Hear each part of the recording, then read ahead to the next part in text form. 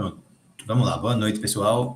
Vamos para a última aula da disciplina de Cálculo 1 do semestre 25.2 da Universidade Federal de Pernambuco, curso de Matemática, licenciatura EAD. Bem, hoje é revisão, né? Já que é a última aula. Então, a gente vai revisar os assuntos que caem nessa prova desse próximo final de semana, que são quais? A gente tem que revisar o assunto sobre taxas relacionadas. É a primeira coisa que a gente fez após a última prova. Depois a gente vai revisar questões sobre máximos e mínimas. Máximos e mínimas. Em seguida, vamos revisar questões sobre a regra de L'Hopital. E, finalmente, fazer questões sobre gráficos. Então, provavelmente, eu vou elaborar essa prova hoje à noite, tá? Mas a ideia é que seja uma questão sobre cada assunto, com a questão de gráfico valendo mais, porque ela envolve mais perguntas, tá? Você precisa perguntar sobre assíntotas, sobre onde que a função vai ser crescente, onde que vai ser decrescente, sobre onde que a função vai ser côncava para cima, onde que vai ser côncava para baixo, e perguntar também sobre o esboço do gráfico, né? Então, provavelmente vai ser uma questão de taxa relacionada valendo 2, uma de máximos e mínimos valendo 2, uma de L'Hopital valendo 2 e uma de gráficos valendo 4. E aí dá a pontuação completa da prova. Então, beleza. Dê uma olhada nas aulas, ou pelo menos nos slides das aulas anteriores, tá certo? Para vocês verem algumas daquelas questões lá, porque certamente vai cair alguma coisa bastante parecida. Vamos começar com a questão sobre taxas relacionadas, que é essa aqui, ó.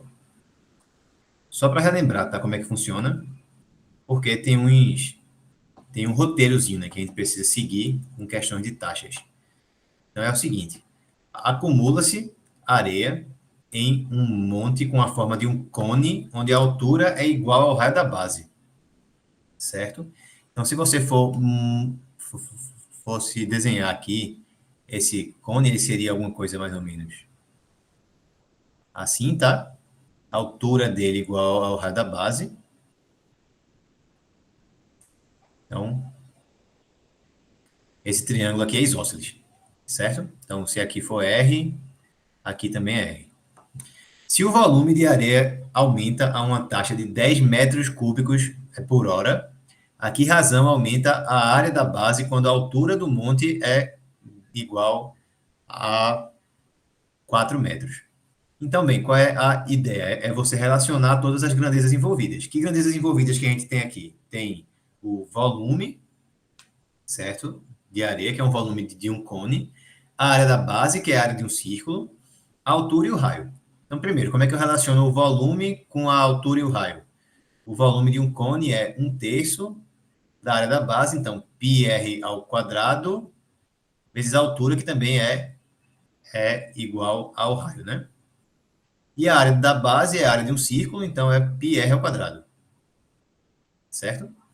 Então, vê só, da primeira equação, a gente sabe como que se relacionam as taxas de variação do volume e do raio, que a gente tem V igual a π sobre 3 vezes R ao cubo. Então, se eu derivo dos dois lados em relação ao tempo, eu vou ter dV dt igual a, repete o π sobre 3, porque é uma constante, vezes derivada do R ao cubo com relação ao tempo. Aí fica 3R ao quadrado, que é a derivada de R ao cubo com relação a R. Só que, como é em relação ao tempo, eu tenho que multiplicar por dr dt pela regra da cadeia. Certo? Então, do enunciado, o que a gente sabe é, no momento que a gente está querendo considerar, certo? A gente tem ó, que a taxa de variação do volume é de 10 metros cúbicos a cada hora. Certo? Beleza. E aí, no momento que a altura vale 4 metros, ou seja, o raio também vale 4 metros, então estou dizendo aqui, ó, esse R ao quadrado aqui vai ser 16, tá certo? Já que a altura é igual ao raio da base. Então, qual é a taxa de variação da área da base? Então, a gente pega agora essa segunda equação, a equação que descreve a área da base em função do raio e deriva ela também dos dois lados em relação ao tempo. Aí, o que é que vai dar? Eu vou ter dA dt igual a, repete o π, derivada do r ao quadrado com relação ao tempo. Aí dá 2r vezes dr dt. Certo? Então, para eu responder isso aqui, eu tenho que saber o quê? Quem é o R? Bem, o R vale 4. E quem é dr dt? Mas aí, para eu achar dr dt, eu uso essa outra equação aqui. Ó. Dá para simplificar esse 3 com esse outro daqui de baixo. E aí a gente segue daqui, ó, que dr dt vai ser quanto? Dr dt vai ser dv dt, que já tinha lá, que é 10. Tá certo? É 10 sobre o quê? O que é que sobrou aqui ainda? Sobrou esse π e sobrou esse 16. Então, eu vou passar dividindo 16 vezes π. Beleza? Vai dar isso aqui.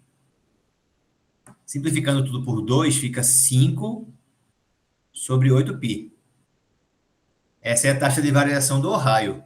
Aí agora, como é que eu acho a taxa de variação da área? É só jogar aqui de novo. Vai ficar π vezes 2 vezes r, então é vezes 8, vezes dr dt, que é 5 sobre 8π. Então, você vai lá e simplifica o 8π que tem aqui em cima com 8π que tem aqui embaixo, tá? E resta somente 5 na resposta. Aí é 5 o quê? Como o raio e a altura estão medidos em metros e a taxa de variação lá, o tempo está medido em horas, então é 5 metros quadrados, porque é área, né? 5 metros quadrados a cada hora. A taxa de variação é essa. E aí você resolveu isso usando taxas relacionadas. Porque eu tenho relações entre essas grandezas, né? O volume, o raio da base, a altura e a área da base. Como eu tenho relações entre as grandezas, se eu derivar dos dois lados, eu também tenho relações entre as suas taxas de variação.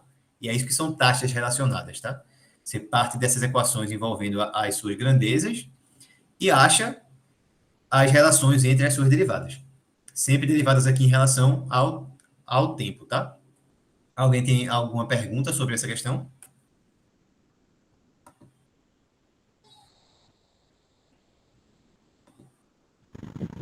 Tranquilo, professor. Tá certo. Deixa eu ver mais uma aqui para gente fazer.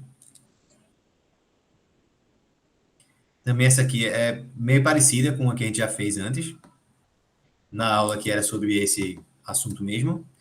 É uma escada com 6 metros de comprimento, está apoiada em uma parede vertical. Se a base da escada começa a escorregar horizontalmente a taxa constante de 0,6 metros por segundo, com que velocidade o topo da escada percorre a parede quando está a 4 metros do solo. Então, a primeira ideia aqui é você começar fazendo um esboço, tá? Do que está acontecendo. Não tem esse acento aí que ficou faltando. Então, vê só. Digamos que aqui está essa parede, aqui está o chão, tá certo? E aqui eu tenho a escada. Aqui eu tenho a escada. A única coisa que eu sei aqui, a princípio, é que o comprimento da escada vale justamente 6 metros. Aí eu tenho duas grandezas aqui, né? A distância que a escada está da parede, vamos chamar de x, tá certo? E a altura que o topo da escada está com relação ao chão, vamos chamar de y. Então, qual é a relação que o x e o y têm? É pelo teorema de Pitágoras. Eu sei que x ao quadrado mais y ao quadrado vai dar 36. Certo? Então, eu quero justamente agora relacionar as taxas de variação de x e y. Porque a questão está me dizendo, está me pedindo para dizer qual é a taxa de variação da altura que o topo da escada está, certo? Percorrendo a parede, quando a altura foi igual a 4 e sabendo que a taxa de variação da distância até a parede no chão, né, varia a 0,6 metros por segundo. Então, eu pego essa minha equação aqui, que veio do teorema de Pitágoras e derivo dos dois lados com relação ao tempo. A derivada do x ao quadrado com relação ao tempo dá 2x dx dt, certo? Mais derivada do y ao quadrado com relação ao tempo dá mais 2y vezes dy dt. E derivada do 36 dá zero, porque ele é uma constante. Aí agora eu substituo, vê só.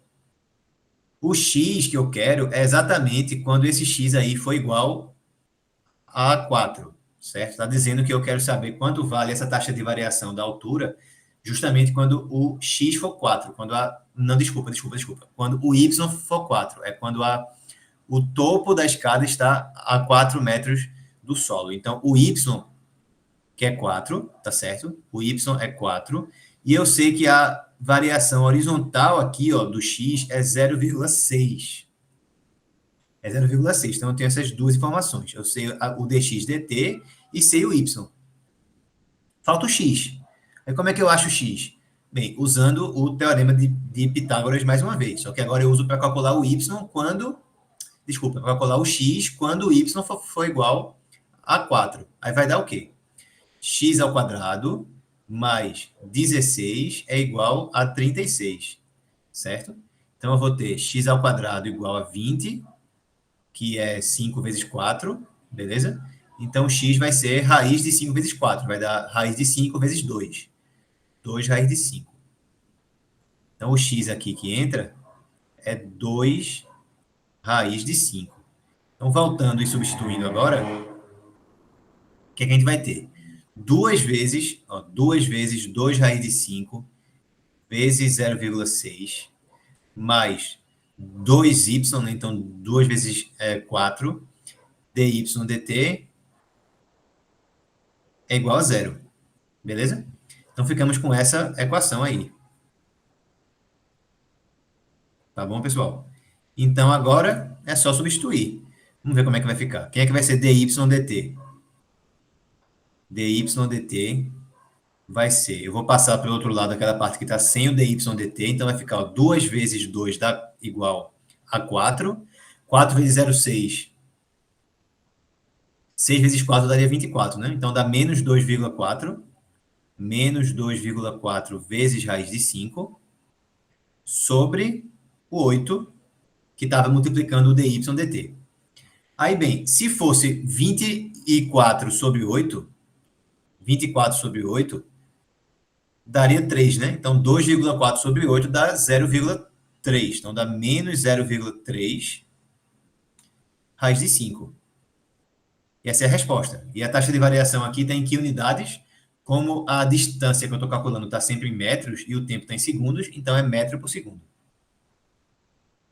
Metro por segundo. E faz sentido, né, que tenha dado negativo, por quê? Porque lembra, quando a derivada da negativa é porque aquela grandeza está decrescendo, está diminuindo com o passar do tempo. E faz sentido, porque se o x está vindo nessa direção aqui, o y tem que vir nessa direção. Então a altura tem que estar diminuindo realmente, tá? Então faz sentido o sinal aí ser menos. Alguém tem alguma dúvida nessa?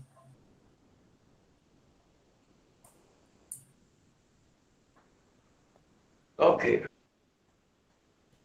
Pronto, beleza. Então vamos falar agora sobre algumas questões que envolvam a regra de L'Hopital. Depois a gente fala algumas que envolvam máximos e mínimos. E aí a gente encerra com gráficos. Então eu vou começar com algumas das questões que são menos óbvias, tá? Vamos começar com essa aqui, que envolve aqueles produtos indeterminados. Então, temos esse aqui. Limite de x vezes ln de x menos 1 sobre x mais 1, quando x tende a infinito. Então, quando x tende a infinito, x tende a infinito, certo? Mas o que está dentro do logaritmo aqui tende a quanto? Bem, esse é um daqueles limites que fica polinômio em cima e polinômio embaixo. É uma função racional que chama. Quando você tem uma função racional e os graus desses polinômios são iguais, o limite, quando x tende a infinito, dá sempre a razão entre os seus coeficientes líderes. O coeficiente líder do numerador sobre o coeficiente líder do denominador. Então dá 1.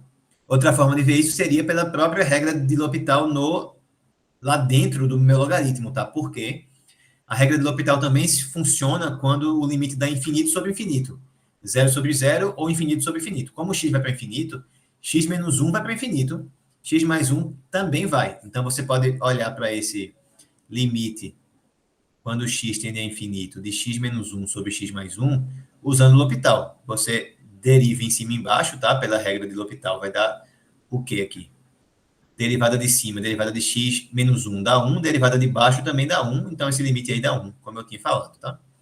Então, o que está dentro do logaritmo tende a 1. Como o logaritmo é uma função contínua, esse logaritmo todo aí vai tender a ln de 1.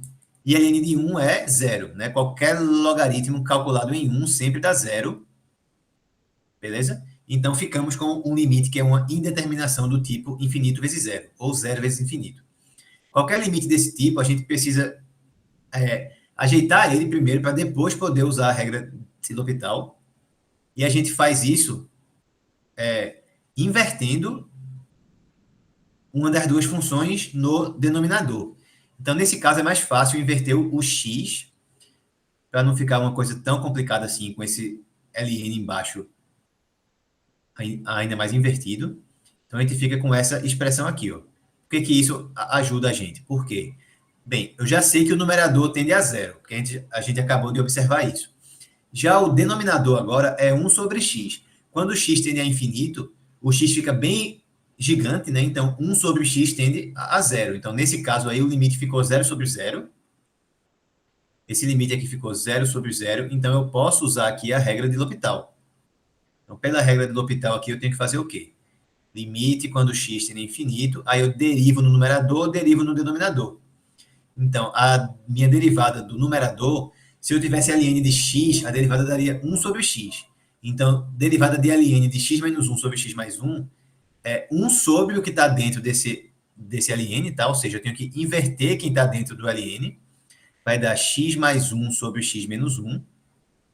Mas aí, pela regra da cadeia, eu tenho que multiplicar pela derivada do x menos 1 sobre x mais 1. Pela derivada disso, tá? Então, eu vou ter que fazer uma regra do quociente aqui. Sobre a derivada do 1 sobre x, que é menos 1 sobre x ao quadrado. Você pode ver isso tanto pela regra do quociente, certo?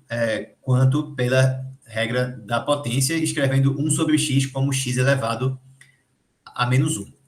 Então, para continuar, vamos primeiro determinar quanto é que vale aquela outra derivada ali em cima, do x menos 1 sobre x mais 1. X menos 1 sobre x mais 1, quando a gente fizer essa derivada, vai ficar o quê? Regra do quociente, tá?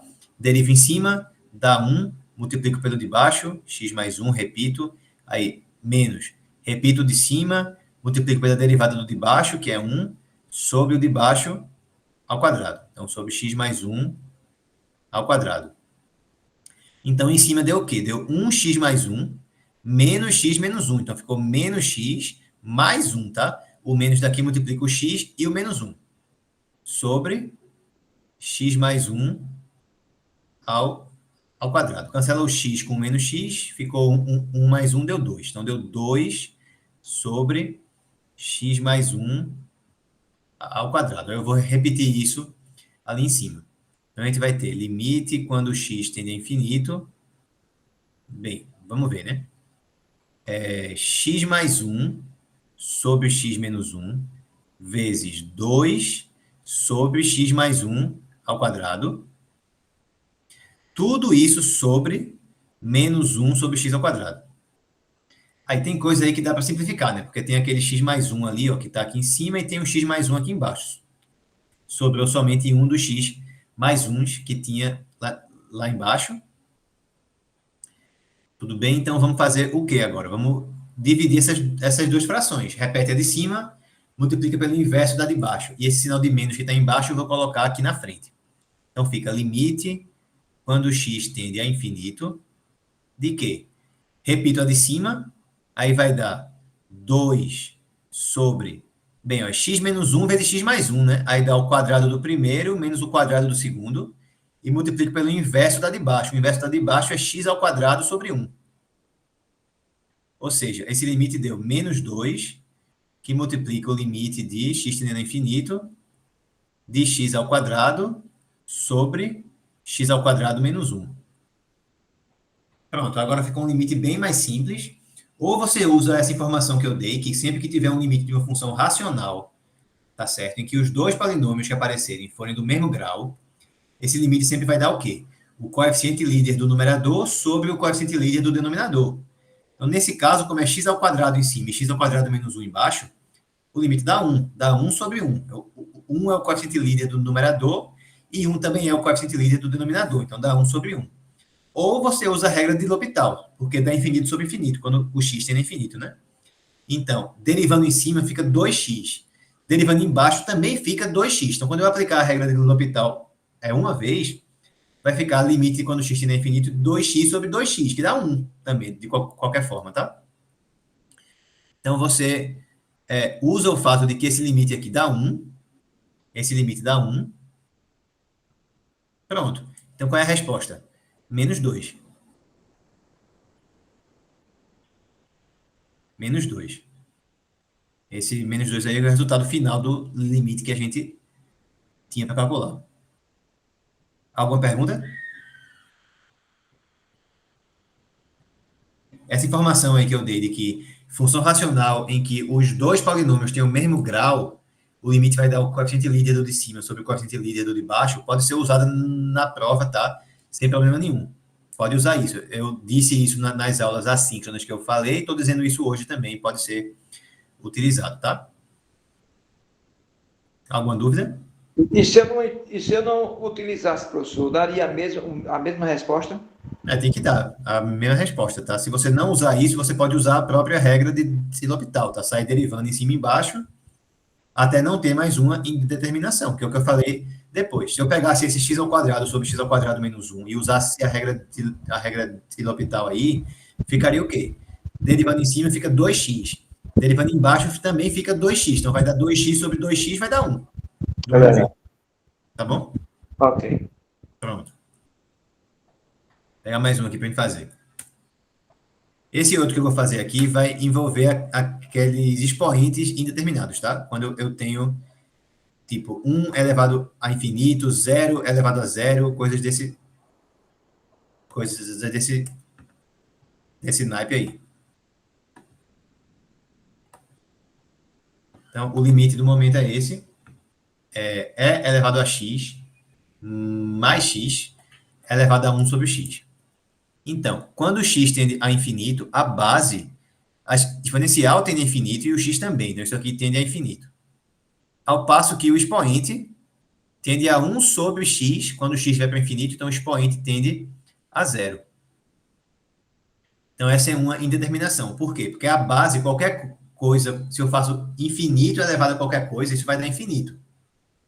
Né? Se eu pego x elevado a algo e faço x tender a infinito, a tendência disso é ficar muito grande. Então, a tendência seria dar infinito pela base. Mas pelo expoente, qualquer coisa elevada a 0, a tendência é que seja o quê? Se seja 1. Então, a base quer que dê uma coisa, o expoente quer que dê outra. Então, eu tenho que articular isso aí com a regra de L'Hopital para ver quanto é que vai dar. Aí, sempre que eu tiver alguma coisa que seja assim, seja uma potência indeterminada, a ideia é chamar a função que está dentro do limite aí de y. Primeiro, eu faço y igual a e elevado a x mais x elevado a 1 sobre x. Aí aplico o ln dos dois lados. Vai ficar ln de y é igual a ln de e elevado a x mais x elevado a 1 sobre x. Aí, por propriedade do logaritmo, esse 1 sobre x lá do expoente pode passar para frente multiplicando. Aí fica 1 sobre x vezes ln de e elevado a x mais x. E aí eu volto para o y, né? Se eu tenho ln de y dando isso, ln de y é log de y na base e. Então, se log de y na base e está dando esse negócio do outro lado aí, é porque o y é elevado a esse resultado aí do lado direito, a ln de e elevado a x mais x sobre x. Então, o y é isso, tá? y é elevado a esse negócio. Para não ficar uma coisa muito gigante lá no expoente que fica ruim de ler, eu vou escrever assim, tá? Exp, ou seja, é exponencial do que eu vou escrever aqui dentro. 1 sobre x, ou então assim logo, né? ln de e elevado a x mais x sobre x. Aí, para continuar, é se ligar no fato de que a função exponencial é uma função contínua. Ou seja, para eu determinar qual é o limite do y, que é o que a gente quer, né? Que o y é a função da gente aqui, ó. Basta calcular o limite do que está dentro da exponencial e a resposta vai ser e elevado a esse limite. Isso vale porque a função exponencial ela é contínua. Sempre que a função é contínua, você pode passar o limite para dentro dela. Então, tipo, se você tem, sei lá, digamos, limite de raiz quadrada de não sei o quê. Como a função raiz quadrada é uma função que é contínua, isso é a mesma coisa que raiz quadrada do limite da expressão que está dentro da raiz, tá? Pode fazer isso por quê? Porque a função raiz é uma função contínua. Mesma coisa vale para a função exponencial. E aí é essa a ideia que a gente vai seguir aqui. Tá bom? Então, basta calcular o limite do que está dentro dessa exponencial. Então, a gente tem que calcular agora o limite quando x tende a infinito de ln de e elevado a x mais x sobre x. Aí repara que esse limite é de que tipo? Bem, a gente já viu que o e elevado a x mais x tende a infinito.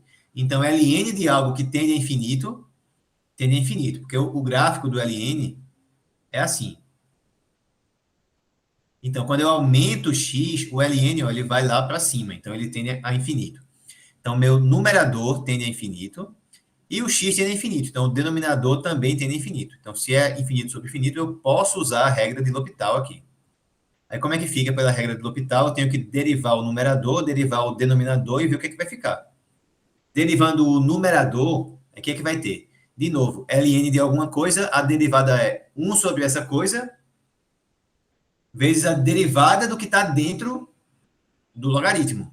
Então, eu vou ter 1 sobre e elevado a x mais x, certo? É 1 sobre o que está dentro do logaritmo. Pela regra da cadeia, eu multiplico pela derivada do que está dentro do logaritmo agora, pela derivada de e elevado a x mais x. E tudo isso, pela regra de L'Hopital agora, divido pela derivada do denominador, que é 1. Então, simplificou, porque eu não tenho mais esse denominador aí, né, que é 1, não preciso mais escrever ele. Então, vai ficar na realidade limite quando x tende a infinito, de quê? Quem é a derivada de e elevado a x mais x? Derivada de e elevado a x dá ela mesma, derivada de x dá 1. Então, dá e elevado a x mais 1 sobre e elevado a x mais x. Esse limite aí também é infinito sobre infinito. Também é infinito sobre infinito. Então, eu posso aplicar L'Hopital de novo. Aplicando L'Hopital de novo, vai dar o que agora? Derivada da exponencial dá ela mesma, derivada do 1 dá 0. E embaixo, derivada da exponencial dela mesma, derivada do x dá 1. Continua sendo infinito sobre infinito, né? Então, eu uso o L'Hopital mais uma vez, de novo. Continua sendo infinito sobre infinito. Então, por L'Hopital de novo, aí vai dar o quê? Limite quando x tende a infinito, derivada do numerador é elevado a x, derivada do denominador também. Então, deu limite de e elevado a x sobre e elevado a x, dá igual, então, a 1. 1 é o quê? Então, é o limite ó, do que está dentro aqui da exponencial. Então, qual é a resposta? O y tende a quanto? O y que é a minha função, tá? A minha função é essa aqui, é o que eu chamei de y, lá no início. Então, a resposta é qual? A resposta é elevado ao limite do que está dentro da exponencial. O que está dentro tendeu a 1, então a resposta é elevado a 1, ou seja, é.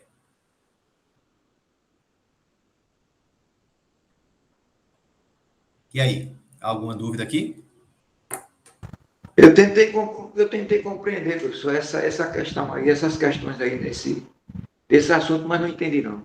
Eu não consegui entender como foi que o senhor chegou a essa exponencial aí, y igual a exponencial. Eu não consegui entender isso aí, não. Não, isso aí é a propriedade, é a definição do logaritmo, certo? O que é isso aqui? Se eu digo que log de B na base A é igual a X, o que é que isso significa? Isso é a mesma coisa que dizer que A elevado a X é igual a B. Não é a mesma coisa que dizer que B é igual a elevado a X. Tá? Então, aqui eu tenho o que aqui? Eu tenho log de Y na base E. Ln é log na base E, certo?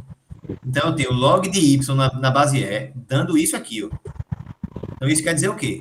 Que E elevado a isso dá Y. Então, E elevado a esse negócio aqui, que é a mesma coisa que isso. Entendeu agora? Entendi. Agora, Beleza. essa resposta aí, professor, passe ela, por favor. Quê? Só a resposta, só a resposta, só a resposta. Esse é. Só a resposta. Que o senhor encontrou o limite igual a 1, né? Mas Foi, aí não é a resposta. O limite igual a 1 não é a resposta. não. O senhor colocou a resposta é isso. Se é verificando, por favor. Não, então, Vê. O que eu quero é o limite do y, tá? Eu quero o limite do y. Porque quem é y que a gente chamou? É isso aqui, que é a função que está aqui no limite. Isso. Beleza? Então, eu quero o limite do y. Do y. Certo? Quem a gente calculou aqui foi o limite do que está dentro da exponencial aqui, ó. A gente calculou o limite disso. Aí y não é elevado a esse negócio. Perfeito. Esse negócio tende a 1. Então, o y tende a quanto? É elevado a 1. Entendeu? Perfeito, professor. Muito obrigado. Nada.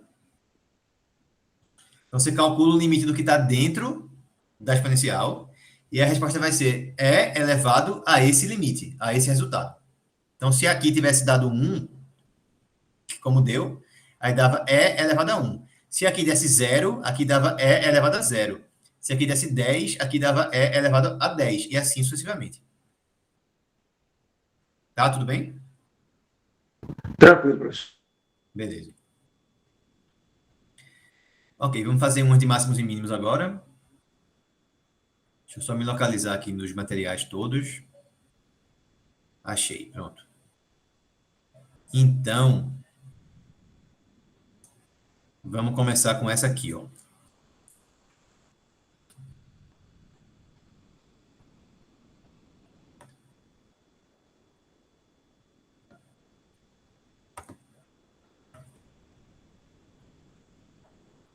Peraí que eu copiei mais do que eu devia.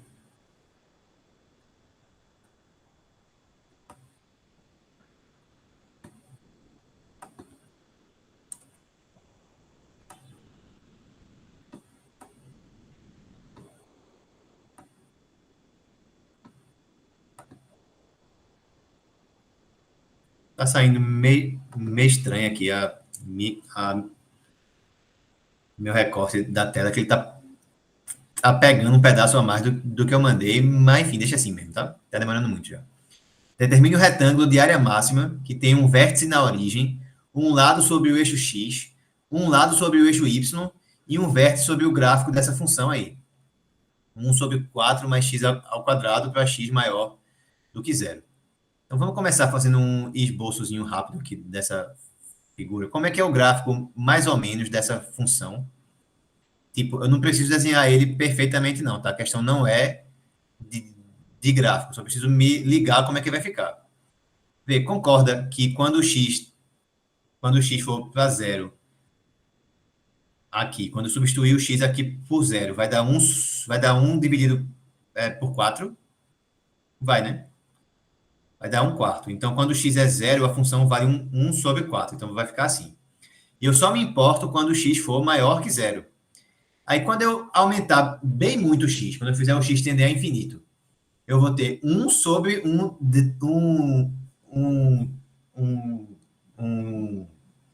4 mais x ao quadrado, com um x ficando bem grande. Certo? Então, eu vou dividir 1 por uma coisa bem grande, isso vai dar bem perto de zero. Então, quer dizer que o gráfico dessa função vai ser algo mais ou menos assim, ó. Vai ser algo assim, tá? Vai ser algo assim. Começa lá no 1/4, vai diminuindo e vai se aproximando cada vez mais do eixo X, mas nunca encosta. Tá certo? Isso aqui se chama uma assíntota. A gente vai falar sobre isso mais nas questões sobre gráficos também. E aí, o que é que a questão pede? A questão pede para a gente olhar para retângulos que tenham um vértice na origem, um lado sobre o eixo Y, um lado sobre o eixo X e o outro vértice no gráfico dessa função. Então, vai ser algo assim, esse meu retângulo. Eita, peraí. Um vértice aqui, outro vértice aqui, outro vértice aqui e outro vértice aqui. Então, eu quero estimar a área desse retângulo, tá? Quero estimar a área desse retângulo. Vamos chamar essa área de A. Essa área vai depender de quem? De quem for esse ponto que a gente escolher aqui. Então, vamos chamar ela de A de X. Se esse ponto é X e esse ponto aqui é a origem, a base do retângulo mede X. Lembra que a área de retângulo é base vezes altura. Como esse gráfico aqui é o gráfico da função y igual a 1/4 mais x ao quadrado, então se aqui embaixo é x, esse y correspondente aqui é quanto? É 1/4 mais x ao quadrado, porque é o y que corresponde a esse x por esse gráfico. Então, se ali em cima é 1/4 mais x ao quadrado e aqui embaixo é 0, a altura desse retângulo é quanto?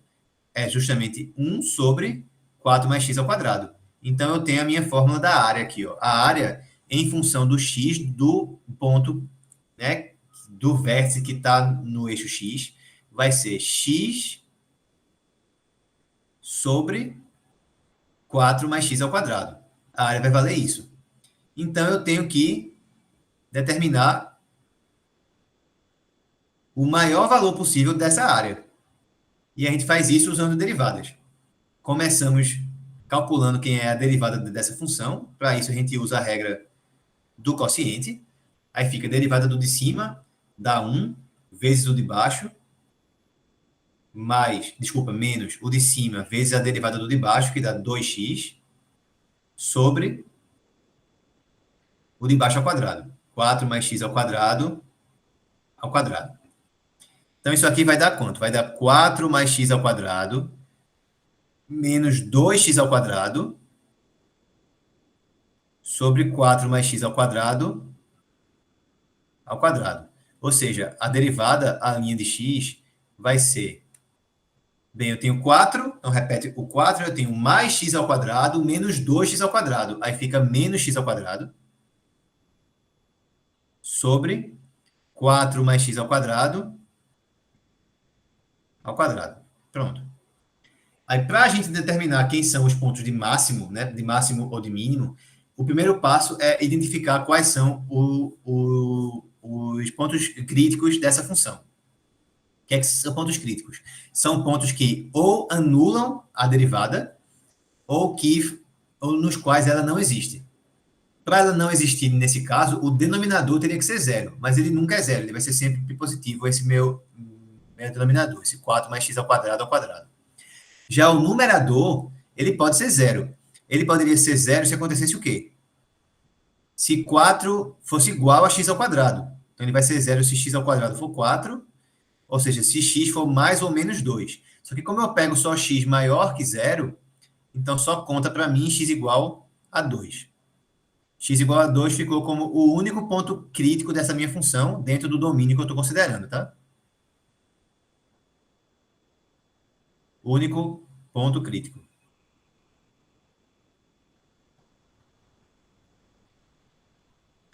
Então, esse é o único ponto que é candidato a ser máximo ou mínimo, tá certo? Local, certo? A princípio. Então, eu tenho que determinar se é máximo ou mínimo, ou se é mínimo local. Aí, como é que eu faço isso? Isso vai ser feito usando o teste da primeira derivada. É verificar como que muda o sinal da derivada quando você inverte quando você passa pelo seu ponto crítico. Quando você passa pelo seu ponto crítico, o que é que acontece com o sinal da sua função? ela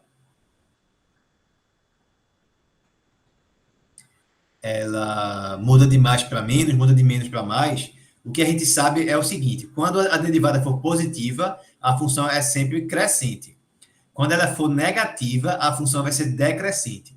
Então, se o sinal da derivada mudar de positivo para negativo, é porque antes desse ponto crítico, a função era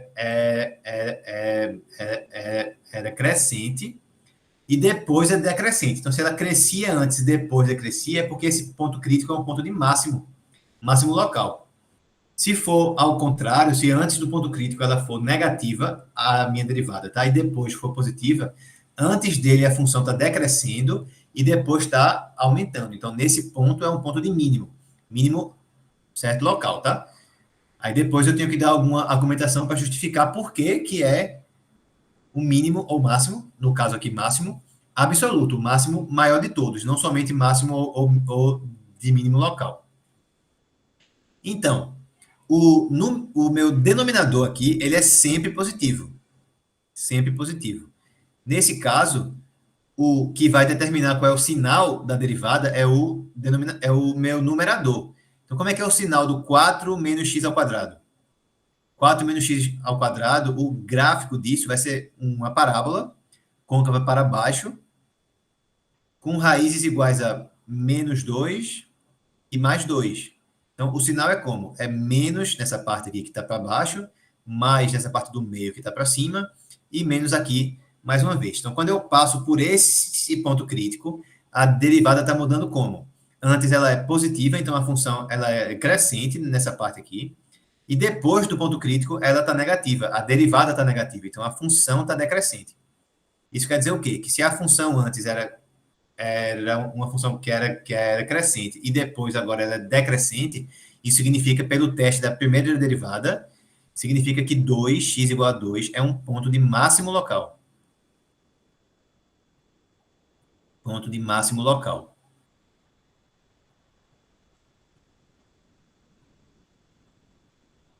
Certo? Ponto de máximo local. E aí, por que é um ponto de máximo absoluto, então? Por que é um ponto de máximo global? Por que é o maior valor de todos? Tá certo? É porque dentro do domínio dessa minha função, dentro do domínio dela, bem, o x tem que ser positivo, né? Já que eu estou desse lado aqui, do lado direito da origem. Dentro desse domínio, né, que é x maior que zero, esse ponto é o único ponto crítico da função da gente. Único ponto crítico. Então, o teste da primeira derivada para extremos absolutos e extremos globais diz que se um ponto crítico for máximo ou for mínimo local e for o único ponto crítico da função dentro do intervalo de definição dela, então ele não é somente máximo ou mínimo local, ele é máximo ou mínimo absoluto, certo? Então ele é, na realidade, ponto de máximo global, ponto de máximo absoluto. Por quê? Porque é o único ponto crítico. Ponto de máximo global, pois é o único ponto crítico, por causa dessa informação aqui. Ponto de máximo absoluto. Então, qual é o retângulo de área máxima? Né? O retângulo de área máxima é esse. Quais são as suas dimensões? As dimensões dele, para ele ter área máxima, seriam iguais a quanto? A base mede 2 e a altura mede 1 sobre 4 mais 2 ao quadrado. 1 sobre 4 mais 4 dá 1 sobre 8. Certo? Então, a base é 2, a altura é 1 sobre 8 e a área máxima seria 1 sobre 4. Alguma dúvida aqui? O professor, nesse tipo de questão, eu só tenho um pouco de dificuldade de começar ela, sabe? De montar essa primeira... Você tem alguma dica de como a gente sempre seguiria esse passo a passo aí? É sempre esse passo a passo. A primeira coisa é você achar alguma função que modele o seu problema, tá? Então, sempre tem que começar com alguma coisa assim. Começar com algum esboço para tentar sair do zero, tá? Pensar como é área, então é retângulo, então é base vezes altura. Então eu tenho que pensar quem é a base, quem é a altura, certo? Eu tenho que sair buscando como que eu vou modelar esse meu problema. Aí depois que eu uso o cálculo de verdade, tá certo? Vou fazer mais um assim para Certo? Faça aí, porque ver se minha ajuda mais. dificuldade é realmente essa, sabe? De conseguir Uhum, começar a questão. certo. Deixa eu ver aqui. Pronto, vamos para essa aqui agora, essa outra. Determine o maior volume possível que pode conter uma caixa paralelepípedo com base quadrada, construída com 1.200 centímetros quadrados de material e que não inclui a, a tampa. Então, vamos começar de novo com um esboço. É volume de um paralelepípedo. Então, volume é a área da base vezes a altura. Só que a base vai ser um quadrado. Então, se fosse uma caixa em geral, seria, sei lá, se as dimensões fossem A, B e C. Aí o volume seria A vezes B vezes C. Só que como a base é um quadrado, então vai ser A vezes A de novo, vezes a altura. Certo? Então vamos fazer um esboçozinho aqui rápido, só para auxiliar a gente. Certo? Eu tenho aqui uma face, outra face aqui, outra aqui, e aqui. E a base ela é um quadrado. Então, se aqui for x, aí aqui também é x, e aí a altura, digamos que é y. Beleza? Então, eu tenho que ver agora qual é a função que modela o que eu quero, que é o volume. Volume é área da base vezes a altura. Então, é x ao quadrado vezes y. Só que aí fica uma função com duas variáveis, x e y. É como é que eu elimino uma das duas? Usando a informação que ele deu aqui, ó, de que a área total dessa caixa é de 1.200. Certo? Então, a área total da caixa, ela é igual a quanto? Com quantas faces que a gente tem? Tem 5, porque não inclui a tampa, então não tem a parte de cima. Aí tem a de baixo, tem as duas laterais, a da frente e a de trás. A área de baixo da base é x vezes x, x ao quadrado. Todas as outras faces vão ser x vezes y. A da frente, a base é x e a altura é y, a do lado também, a do outro lado também e a de trás também. Então fica x ao quadrado mais 4 vezes x vezes y. Certo? Isso aqui vale 1.200. Então vamos eliminar o y. Como? Isolando o y aqui, ele vai dar 1.200 menos x ao quadrado sobre 4x. E aí agora eu jogo na outra função, lá do volume, vou ter v de x igual a x ao quadrado vezes isso. X ao quadrado vezes 1.200 menos x ao quadrado sobre 4x. Certo? Cancela o x. Então, eu vou ficar com essa fórmula aqui. Ó. É 1.200x menos x ao cubo sobre 4.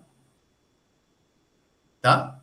Ou ainda é 300x menos x ao cubo sobre 4. A função que eu vou querer otimizar, no caso maximizar também, vai ser essa. Vocês entenderam? De novo, foi uma questão geométrica. Então, eu tenho que pensar, é volume. Volume é o quê? Volume de uma caixa. Caixa retangular, paralelepípedo. Então, é a área da base vezes a altura. É só multiplicar todas as suas dimensões. Como a base vai ser um quadrado, ele vai ser x aqui de novo, e a altura y, digamos. Então, ficou x vezes y. É o volume. Mas aí ficaram duas variáveis, o x e o y. E como é que eu elimino o y, digamos? Usando o fato de que a área total que foi dada é 1.200. Então, eu tenho a área da base mais as 4 faces laterais, tem que dar 1.200. Então, dá x ao quadrado mais 4xy igual a 1.200. Isolo o y para eliminar ele da outra equação, da outra função. E ficar agora com a função só de uma variável, que é o x. Até aqui, tá tudo bem? Qual é o domínio dessa minha função? O x pode assumir qualquer valor. O x, ele não pode ser zero, né? Se ele fosse zero, aí não tinha como a área total dar 1.200. Então, o x tem que ser maior que zero. Até porque se ele fosse zero, não ia ter a caixa, né? De verdade. Então, seria zero menor que x. E no máximo, quanto? No máximo, O x não pode ficar muito grande, não. Se ele ficar muito grande, esse y aqui vai dar negativo. Então, qual é o valor que zeraria o y? Quando x ao quadrado for igual a 1.200, que é 400 vezes 3. Tirando a raiz, fica 20 raiz de 3, tá? Então, o x tem que estar entre 20 raiz de 3 e 0. Tem que estar nessa faixa aqui, é o domínio da minha função. O 20 raiz de 3 não é nem tanto problema assim. Eu podia aceitar que o y fosse igual a 0 e pensar que aí, bem, vai ter uma área com volume 0, tá certo? Vai ter uma caixa com volume 0, sem problemas. Agora, eu não posso aceitar que o x seja 0, porque se o x for 0, não tem como a área total... Não, aliás, eu não posso aceitar também que o x seja 20 raiz de 3, senão o y vai ser 0. Ah, não, vai dar certo também. O calma, reseta aí. Se o x for 20 raiz de 3, o y dá 0, aí isso aqui daria 0, mas o x ao quadrado ainda poderia dar 1.200. Então, o x poderia ser 20 raiz de 3, mas não poderia ser 0. Se o x for 0, aqui dá 0, aqui também não tem como dar 1.200. Então, eu não tenho como fechar esse intervalo. Se eu tivesse como fechar esse intervalo com alguma argumentação dessa, eu podia usar o outro método que a gente tem para maximizar funções, ou minimizar, que é o método do intervalo fechado. Quando a função é contínua em um intervalo fechado, ela sempre assume seus valores máximo e mínimo, absolutos, dentro desse intervalo. Como é que você faz? Você calcula quem são seus pontos críticos, calcula a função nesses valores, calcula ela nos extremos desse intervalo fechado, e aí compara. O maior valor que der de todos esses é o máximo global, e o menor é o mínimo global. Se der para fechar o intervalo, para considerar o intervalo como sendo fechado, dá para fazer assim, que fica até mais fácil. Tá certo?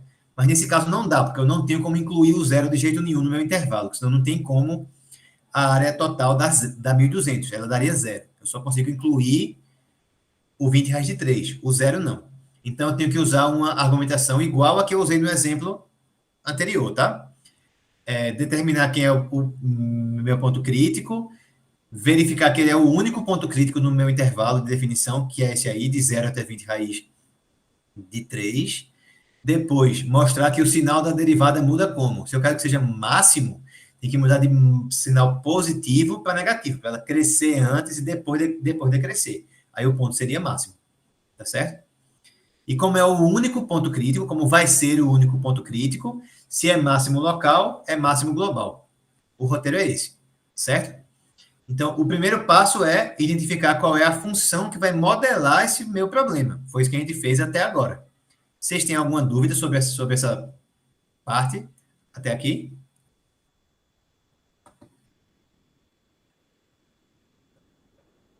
Tudo bem? Continue, professor. Pronto. Então, vamos continuar aqui. E agora, realmente, maximizar essa função. Como faremos isso? Calculando sua derivada. O que vai ser V' de x? V' de x vai dar derivada do meu 300x, que vai dar 300, menos derivada de x ao cubo sobre 4, aí vai dar menos 3x ao quadrado sobre 4. Isso aqui é uma função polinomial, então não tem nenhum valor em que ela não exista. Ela existe para qualquer valor. Então, para eu ter ponto crítico, só dá para ter onde ela for 0. Então, eu igualo a 0. Aí vai dar o quê? 3x ao quadrado sobre 4 vai ser igual a 300. Portanto, 3x ao quadrado, eu posso simplificar tudo por 3, né? Corto o 3, corta aqui, fica 100. Então, x ao quadrado vai ser igual a 100 vezes 4, que é 400. Então, o x seria mais ou menos 20, mas como eu quero dentro dessa faixa aqui, ó, de 0 a 20 raiz de 3, a única solução possível é x igual a 20. Então, x igual a 20 é o único ponto crítico que eu tenho dentro do intervalo de definição da minha função. O único ponto crítico. Certo? O único ponto crítico dentro do intervalo de definição da minha função. Então, eu vou agora determinar se é máximo local ou mínimo local usando o teste da primeira derivada. Eu tenho que ver como é que varia o sinal dessa função aqui quando eu passo pelo ponto crítico. Mas essa função, a minha derivada, ela é uma função do segundo grau, côncava para baixo. porque o A dela, né, que é o que multiplica o x ao quadrado, é negativo. Então, ela vai ser negativa aqui, positiva aqui e negativa aqui.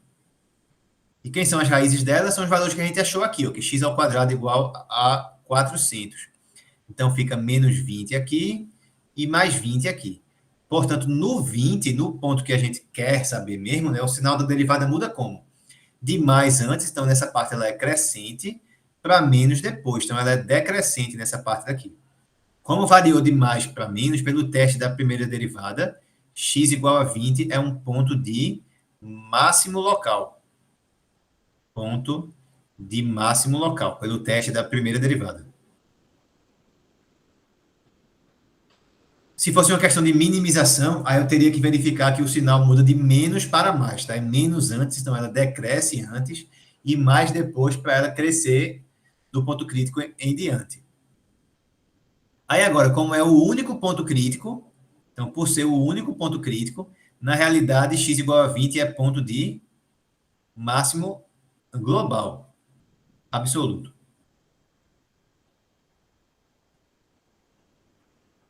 Certo? Por ser o único ponto crítico dentro do intervalo de definição. Então, determine o maior volume possível. Então, eu quero saber qual é o volume para x igual a 20. Então, a resposta vai ser V de 20, que vai dar o quê? Vai dar 300 vezes 20, menos 20 ao cubo, sobre 4. Então, pronto, 300 vezes 20 vai dar 6.000. 20 ao cubo dá 8.000. 8.000 sobre 4 dá 2.000. Então, o volume máximo seria quanto? 4.000. 4.000 centímetros cúbicos. 4.000. Faltou um zero, peraí. Agora. Beleza?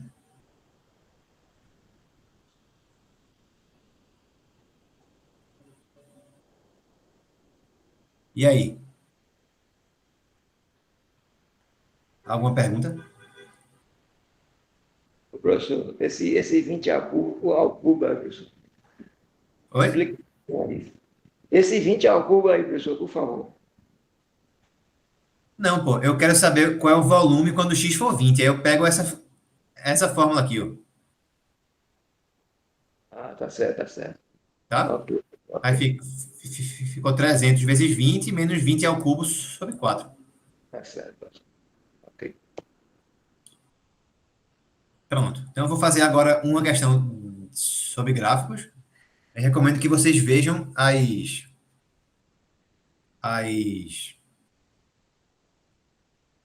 os, os vídeos, tá, que eu tinha recomendado.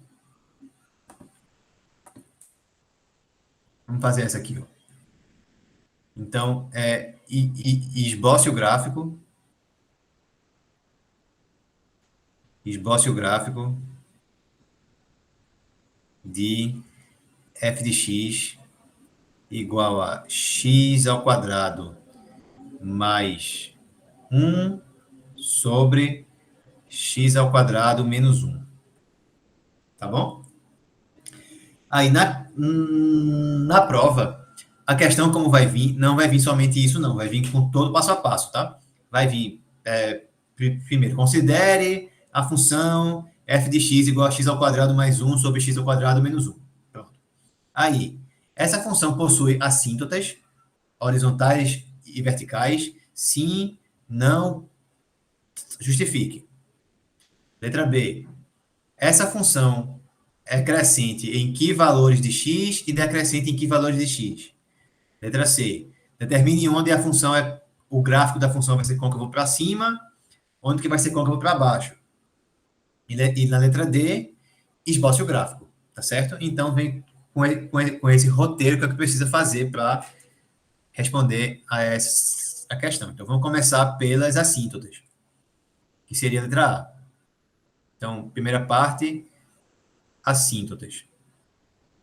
Assíntotas tem verticais e tem horizontais. Então, vamos começar pelas verticais.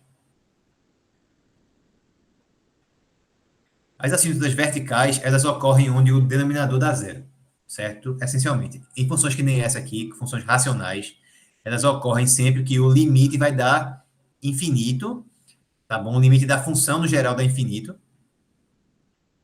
Portanto, sempre quando o denominador zerar.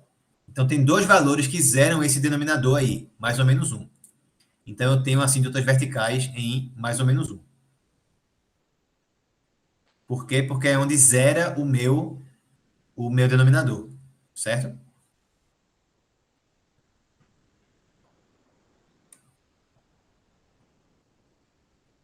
Então, isso aí me indica que tem assíntotas verticais. Por quê? Assíntotas verticais é sempre onde o limite da função, quando x tende a algum valor, vai dar mais ou menos infinito.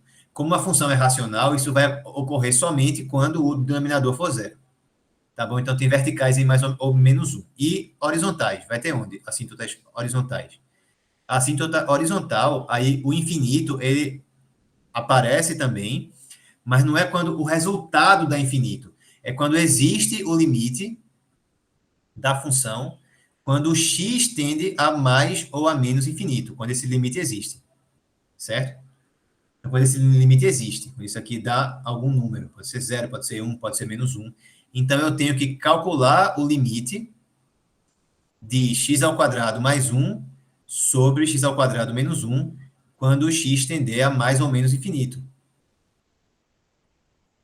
Isso aqui é bastante simples por conta da regra de L'Hopital, ou então por causa daquela observação, que é uma função racional em que os dois polinômios têm mesmo grau. Então, o resultado do limite vai ser qual? A razão entre os coeficientes líderes. 1 daqui sobre 1 de cá. Vai dar 1. Então, isso quer dizer o quê? Que em 1 tem uma assíntota horizontal. Há uma assíntota horizontal em y igual a 1.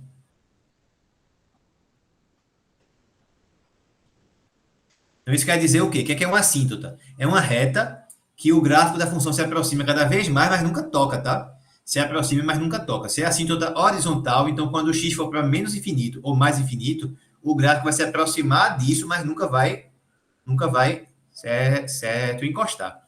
Da mesma forma, no mais ou menos 1 vai ter assíntotas verticais. Então, aqui ó, o gráfico vai fazer assim, ele vai explodir até infinito ou para menos infinito. Tá certo? Então, resolvi as assíntotas. Isso aqui é a primeira parte do meu problema. As verticais, se a função for racional, eu vejo onde o denominador se anula. As horizontais, eu vejo eu vejo qual é o limite quando o x tende a mais ou menos infinito. E uso aquela regra que eu mencionei por exemplo, pode usar até a regra de L'Hopital aqui, tá? Se for necessário. Se esse limite existir, vai ter uma assíntota horizontal nessa reta. Segundo passo é ver onde a função cresce e onde que ela decresce. Então, é crescimento e decrescimento da função. Então, crescimento e decrescimento envolve a primeira derivada. Eu vou derivar e ver o sinal. Onde for positivo, a função vai ser crescente. Onde for negativo, a função vai ser decrescente.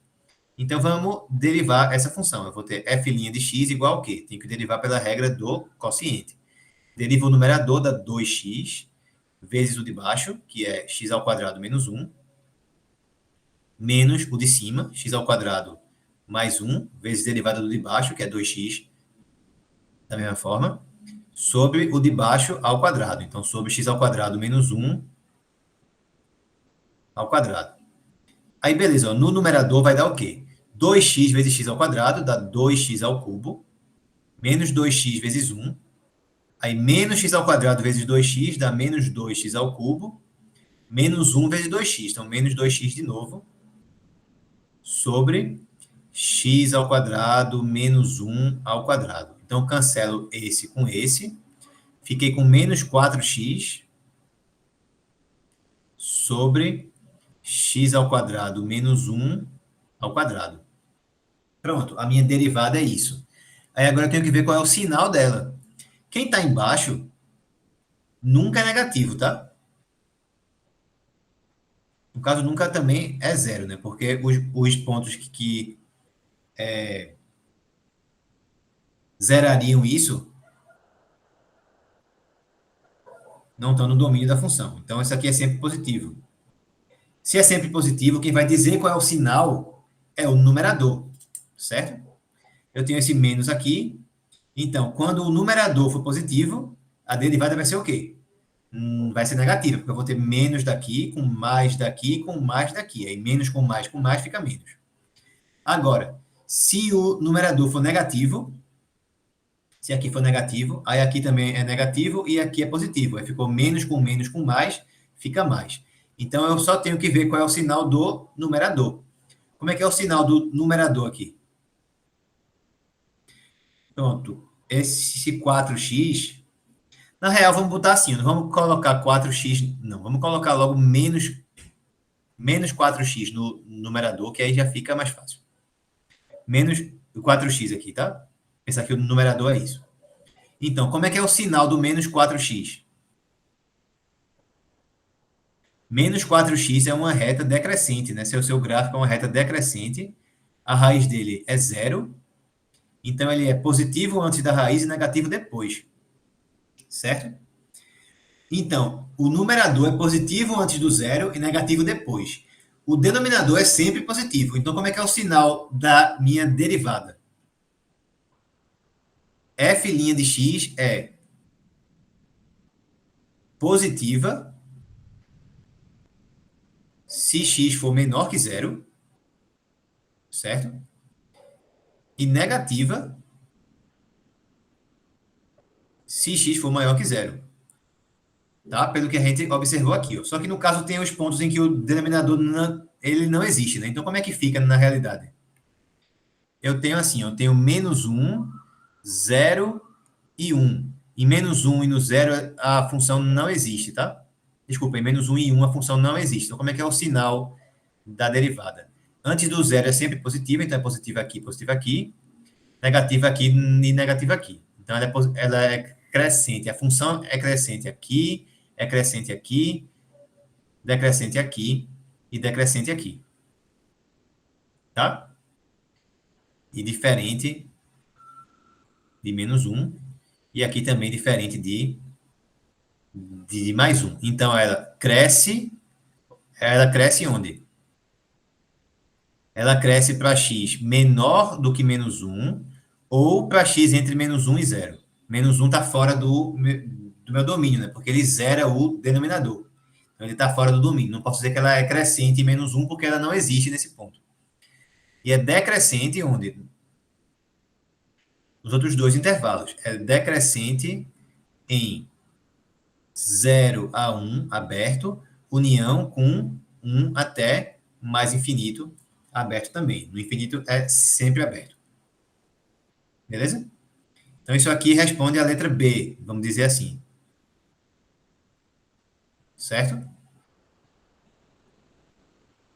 Agora vê, ó, o zero é o único valor crítico da função, né? Porque ele zera esse denominador aqui, ó, esse menos 4x, então ele zera a minha derivada. Então, zero é um ponto crítico. Zero é ponto crítico dessa função. Esse ponto crítico é máximo local ou é mínimo local? Pelo teste da primeira derivada, zero é ponto de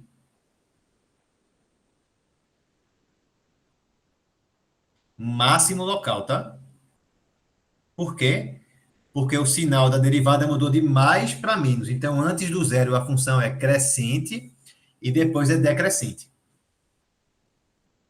Terceira etapa é ver a concavidade. A concavidade é determinada pela segunda derivada. Então, eu tenho que começar aqui com o f' de x e derivar ele mais uma vez. Lembrando que o f' de x, ele dava menos 4x sobre x menos 1. Não, como é que era? X ao quadrado menos 1 ao quadrado. Então, eu vou derivar isso aqui mais uma vez. Vou usar de novo a regra do quociente. F2' de x vai ser quem? Deriva em cima, dá menos 4, vezes o de baixo, então vezes x ao quadrado menos 1 ao quadrado, menos o de cima, então fica menos 4x, fica mais 4x, vezes derivada do de baixo. Aí eu uso a regra da cadeia, tá? Derivada do x ao quadrado menos 1 ao quadrado dá 2 x ao quadrado menos 1 elevado a 1, vezes derivada do x ao quadrado menos 1, que é 2x, sobre o de baixo ao quadrado. Aí fica x ao quadrado menos 1 ao quadrado de novo, fica elevado a 4. Antes de sair desenvolvendo esse numerador aí, vamos simplificar ele. Porque ó, tem x ao quadrado menos 1 aqui, aqui e aqui. Então eu posso simplificar. Vou cortar um deles daqui, com ele inteiro daqui e com um dos que tem aqui embaixo. Aí fica somente 3. Tá? E aí, então, o f duas linhas de x vai ser quem, no caso? Vai ser menos 4x ao quadrado, mais 4, tá? Multiplicando esse menos 4 aqui por esse x2 menos 1 que restou. Mais o quê? 4x vezes 2 vezes 2x. Então, dá 16x ao quadrado. Mais 16x ao quadrado. Tudo isso sobre x ao quadrado menos 1 ao cubo. Ao cubo. Beleza? Ó, então, menos 4x2 mais 16x2 fica 12x2. Fica 12x ao quadrado mais 4 sobre x ao quadrado menos 1 ao cubo. Então, agora, o numerador aqui é sempre positivo. O numerador é sempre positivo, porque eu tenho 12x ao quadrado, isso aí é no mínimo zero. Quando eu somo com 4, aí fica sempre positivo. Mas o denominador não. O denominador ele pode ficar negativo, né? O denominador ele pode ficar negativo. Porque o expoente tá ímpar. Então, quem vai determinar qual é o sinal da segunda derivada é o denominador. Como ele está ao cubo, qualquer coisa ao cubo, se a base for negativa, o resultado também é negativo. Se a base for positiva, o resultado também é positivo. Então, quem determina o sinal mesmo é a base do denominador, que é o x2 menos 1. Tenho que estudar o sinal disso. Então, como é que é o gráfico de x ao quadrado menos 1? X ao quadrado menos 1, o gráfico vai ser uma parábola também, só que coloca para cima agora. Raízes disso são menos 1 e mais 1. Menos 1 e mais 1. Então, nessa parte aqui, a função é positiva, a segunda derivada é positiva. Aqui é negativa e aqui é positiva mais uma vez. Certo? Como em cima é sempre positivo, o que determina é o que eu tenho embaixo. Então, como é que é o sinal do f duas linhas? Eu tenho menos 1 e tenho 1. Antes do menos 1, a derivada segunda ela é positiva. Entre menos 1 e 1, ela é negativa. E depois ela volta a ser positiva. Então, nessa parte aqui, a função f é côncava para cima. Aqui é côncava para baixo. E aqui é côncava para cima. A derivada segunda diz isso. Onde ela for positiva, a concavidade é para cima. Onde ela for negativa, a concavidade vai ser para baixo. Tá? Então, já sei como é que é a concavidade. Ela vai ser para cima antes do menos 1 e depois do 1. E vai ser apontando para baixo no meio, entre esses dois valores, tá? Não tem nenhum valor específico onde a concavidade mude. Porque no menos 1 e no mais 1, eles não estão no domínio, porque zerava o denominador. Agora, se tivesse algum ponto em que a concavidade mudasse de para cima para baixo, ou vice-versa, e a função existisse nesse ponto, como é o caso do zero ali em cima, por exemplo, para um ponto crítico, né? Então, pontos que estão no gráfico, nos quais a concavidade inverte, são chamados de pontos de inflexão. Nesse caso, não tem nenhum ponto de inflexão, porque a concavidade não inverte em nenhum ponto que está no gráfico. No menos 1 e no mais 1, eles não estão no gráfico, tá? Porque a função não existe nesses valores. Então, vamos para a última etapa, que é fazer o esboço.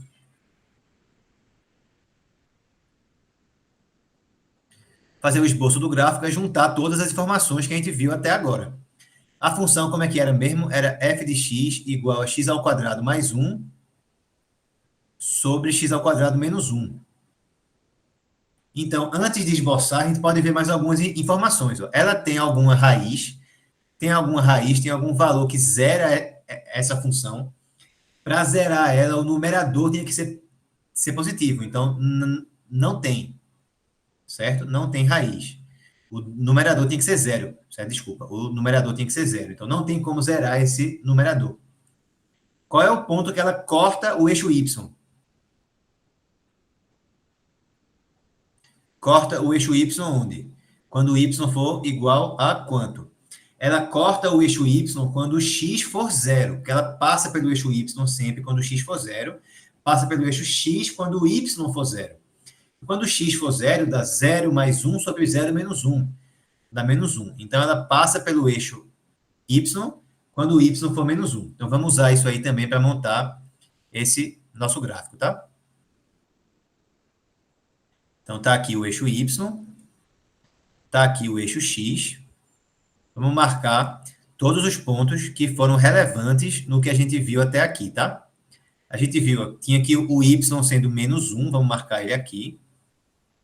Tinha também, vamos voltar lá para o início, assíntotas verticais em x igual a mais ou menos 1 e horizontal em y igual a 1. Então, eu tenho que marcar aqui o y igual a 1, o x igual a 1 e o x igual a menos 1. Tenho que marcar esses valores. Agora, no x igual a 1 e no x igual a menos 1, eles não estão no domínio, tem assíntotas verticais. Então, eu desenho aqui, ó, retinhas tracejadas, tá certo? Porque a função não pode cortar essas retas. E ela vai se aproximar delas, mas nunca vai tocar. Tá? Porque são assíntotas.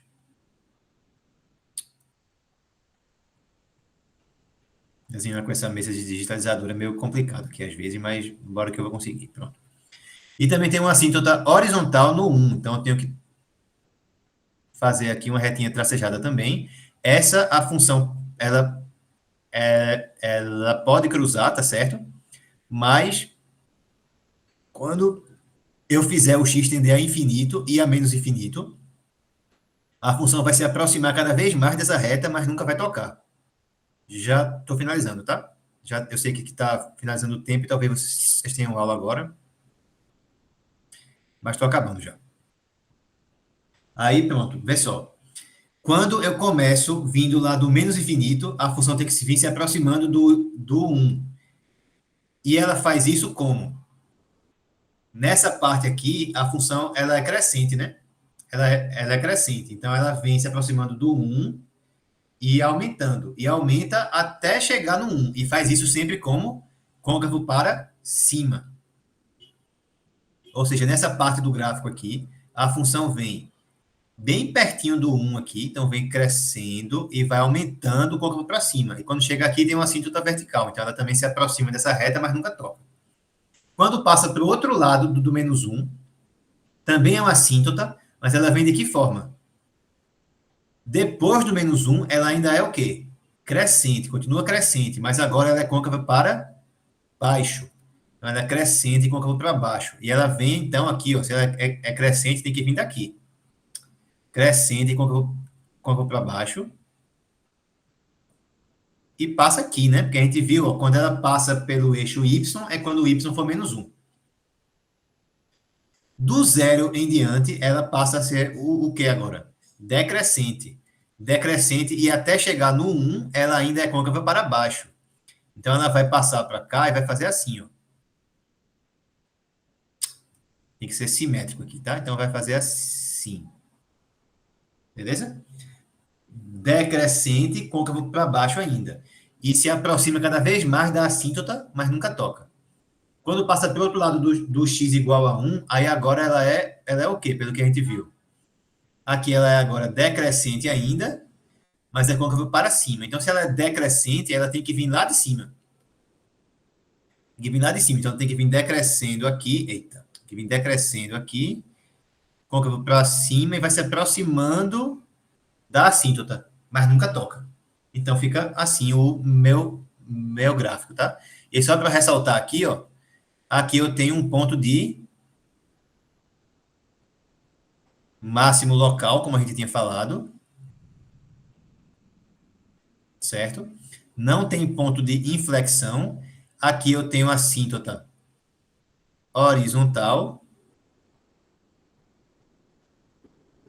E as duas retinhas verticais ali são assíntotas verticais. aqui e aqui são assíntotas verticais. Pronto. Enfim, é isso. Tá? Alguém tem alguma pergunta sobre essa questão? Tranquilo. Beleza, então. Eu vou finalizar a gravação aqui, tá?